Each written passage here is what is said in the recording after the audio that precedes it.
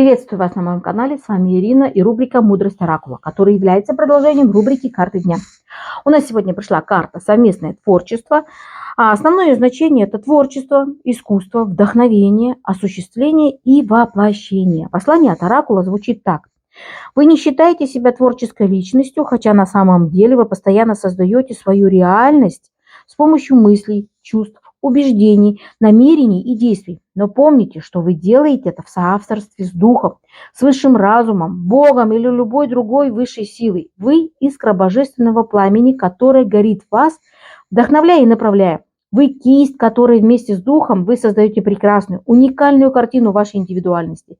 Вы продукт божественного вдохновения и в гармонии с ним способны творить чудеса. Если вы смотрите на жизнь как на произведение искусства и знаете, что являетесь соавтором, результатом станут красота и изящество. Будьте готовы к восхищению.